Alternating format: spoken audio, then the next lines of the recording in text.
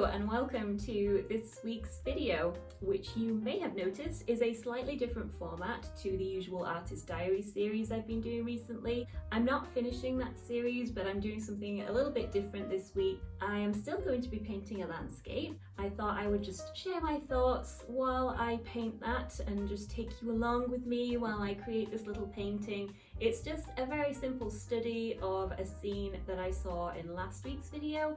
So if you want to check out the location, you can see last week's video at the deer park and you'll be able to see what inspired this. I'm going to be painting it on this cotton canvas board. This is 6 by 8 inches, which is the same size as the Artist Diaries series, but it is canvas panel or canvas board rather than oil painting paper. I usually use canvas board or stretch canvas for my paintings. It's quite unusual for me to use paper, but I have been using oil paper for the other series.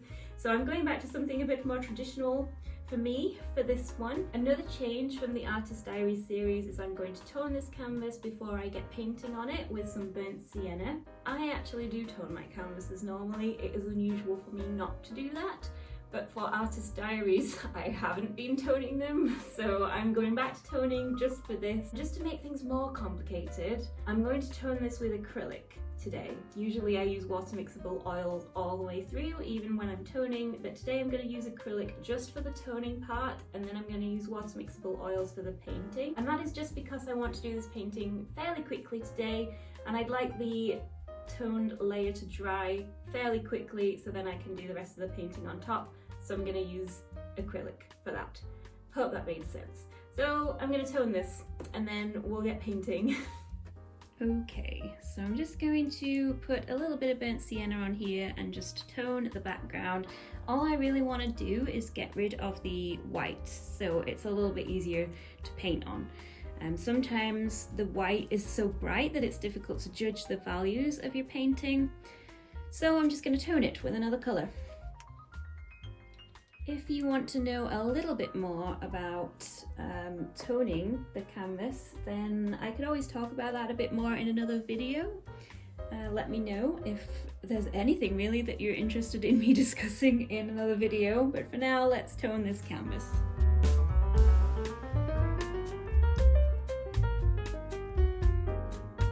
So I have come to put the kettle on just while I wait for the burnt sienna to dry. It's acrylic, so it shouldn't take that long, so I'm going to make myself a cup of tea and then I'm going to get on with the rest of the painting. So the reason for the change this week and why I'm not doing Artist Diaries this week is because I would like to start working on some other projects in the background. And Artist Diaries take a long time to put together. I love doing them and I will hopefully continue to do them, but they take a long time. So you've got to find a location and get there, do all your filming, however long that takes, return home, do your painting, however long that takes, which is usually a long time, and then edit the video together. I'm not complaining because I actually love all of that stuff, so I don't really mind that, but when it takes such a long time to put together, it does eat into the rest of the time for all the other things I want to do. So this week, the idea is to do this whole thing, film it, edit it, put it together in a day, so for the rest of this week I can start concentrating on a larger painting. That is the idea. But I'm looking at the clock over there and we're eating into the time this morning because it's taking a while to film these things, and I'm not sure how that's going to go, but I guess we'll find out. And the priority really is that I've made a cup of tea, so we'll get on with the painting soon, I guess. I have an idea for the larger landscape that I want to do, and that's also going to be based on an image that I took last week. So I am looking forward to that and I'm feeling quite excited about it, and hopefully I'll be able to film some of that and share that in another video later on down the line. But yeah, it's nice to do something a bit different today. Right, let's see if the underpainting has dried, or the toned bit of the painting has dried. You know what I mean. Okay, so I'm back to water mixable oils now. The acrylic has dried, so I can just go straight on the top of that. Because this is a study, I am not gonna grid it. I'm just going to freehand the drawing. So the way that I do this is really with a lot of guesswork, and I hope for the best. And when it's a study like this, it doesn't necessarily matter too much if it's not perfect, because it's not a highly detailed painting. It doesn't need to be overly precise, and it just gives me some time to practice my freehand skills.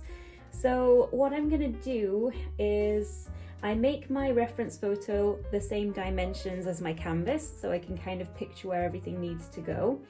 And I'm looking for landmarks. So the church spire, I would say, is probably just less than a third of the way in to the canvas. So I'm just gonna mark on where that needs to go. And then the horizon line is probably, well, same again, maybe about a third of the way up. And then it slopes down to there. So you're just, really, I'm just trying to find a rough idea of where I think things need to go, and then refining it as I go along. So we're just putting in some of the major landmarks here, which is the horizon line. We've got the church spire. That horizon line means that I now also know where the church is going to come into this. Got a little bit more going on over here.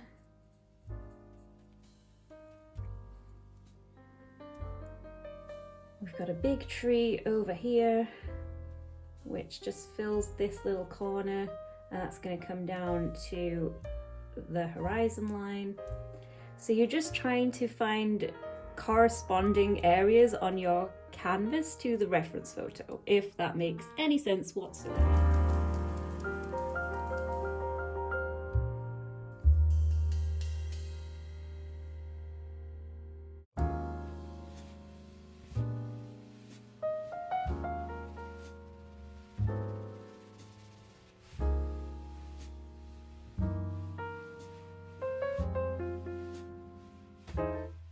This probably is not the most straightforward painting to try and freehand like this. I think if I wanted to spend a bit more time on it, I would definitely do a grid just to make sure I got the architecture of the church right, because that's probably going to be the thing that is the most difficult to put together.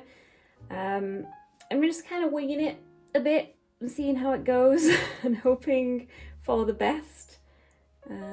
I mean, I guess it will look like what it looks like, and we'll see. But this has been the most difficult bit, and if I wanted to do this more precisely, I would definitely use a grid just to make sure everything was where it needed to be before I started making things a little bit more detailed.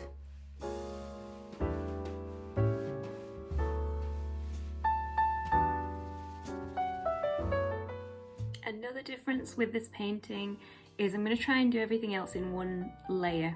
So last time, especially in Artist Diaries, I usually go over with a really loose layer first and then paint the rest of it, and today I'm just going to try and do it in one go, because every now and then it's nice to just try something new and see how it goes.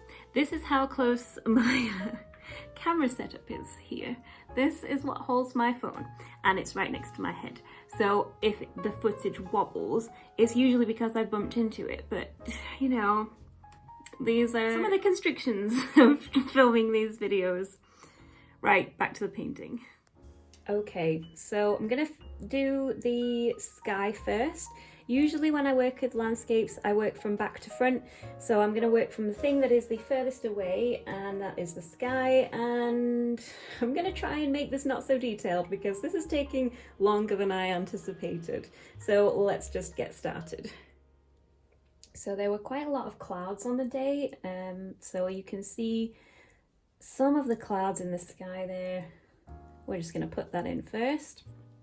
The benefit here of painting the background in acrylic is that the paint I'm putting on now is not lifting up any burnt sienna, so it's not going to be tinted orange. So when I come to add the blue for the lighter parts of the sky, it's not going to pick any of this up, which is what I want.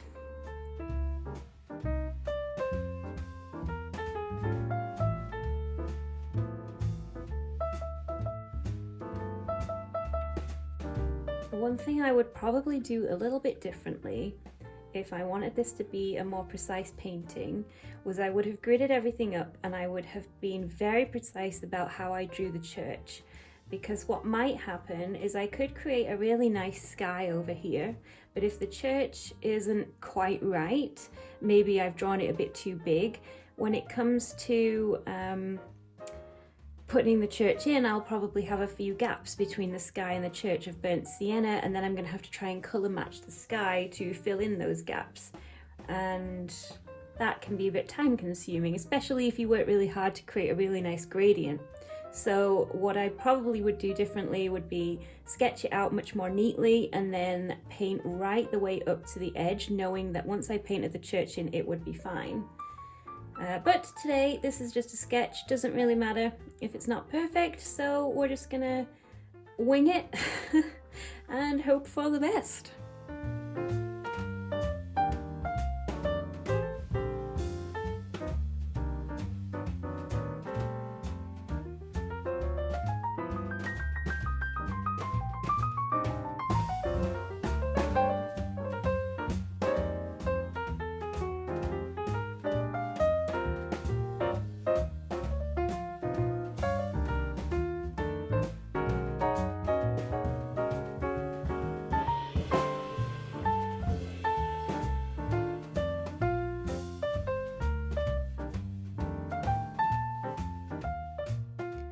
As usual, the hardest part of this entire process is trying not to get too detailed and just keep it as a study.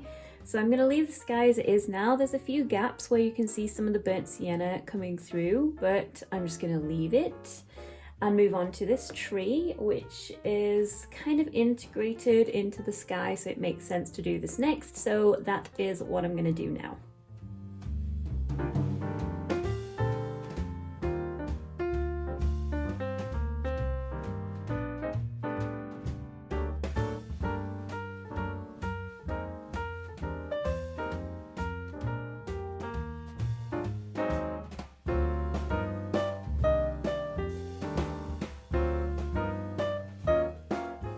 I think I'm just going to put a few sky holes in the trees. I was thinking that I might lighten some of the areas up, but all that's going to do is just take a little bit more time, so I'm going to try and keep things simple, put a few sky holes in, leave it as it is, move on to something else, either the church or the foreground or just something else.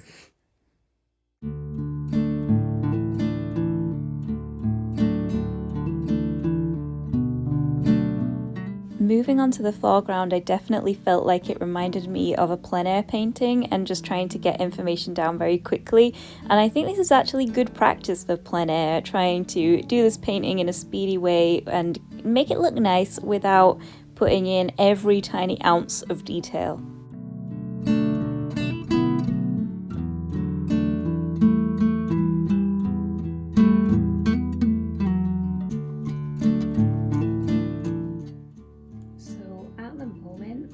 Just kind of treating this as if it is a plein air and just putting in the minimum amount of detail, like the smallest amount of detail I can get away with, just to get it done, because there's not a lot going on in the foreground, so I'm just gonna try and keep it simple, do it fairly quickly, and then I'm gonna move on to the church. I think before I do the church I'll probably take a break, because I feel like my concentration is definitely waning at the moment. Yeah, I'm just feeling a little bit, the concentration is lacking a little bit, so I think once I've finished with the foreground, then I will take a break and come back and do the church afterwards, so I've got a little bit more energy.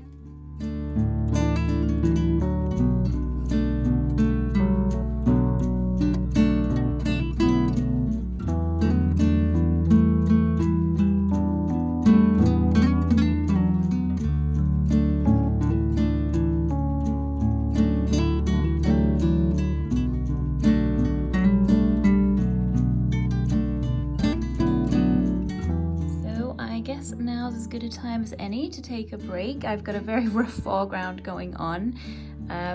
Initially I wanted to just put so much more detail into this, even though this was supposed to be a study, but I'm really trying to hold back now and just kind of put in just the details I need to put in. So here on the gateposts, I've got a shadow side and a slightly lighter mark on one end. So I'm trying to convey as much information as I possibly can without painting every little detail. I'm gonna just make a cup of tea, have a snack, and then come back and paint the church and see where we go from there. So we are back after my temporary break. I've made another cup of tea and I'm gonna get started on the church. I don't really know how I'm gonna do this yet, so I might just paint the first bit and then I will tell you what I decided to do after that.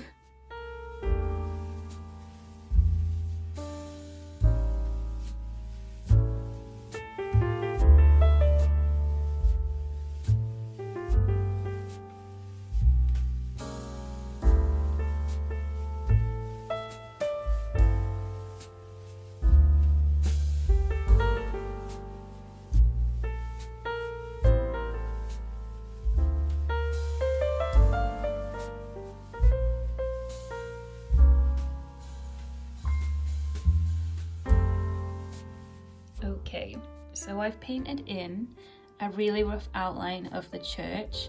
I decided to just do one shadow color and one highlight color to get the basic shape in. And now I'm gonna go over the top and just detail it all in one pass. Try not to get too over the top with the detail.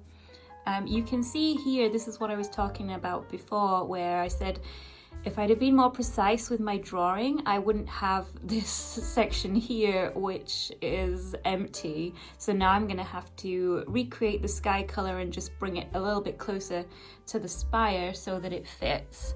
But it's not too bad. I'm looking forward to doing this part, so let's get started.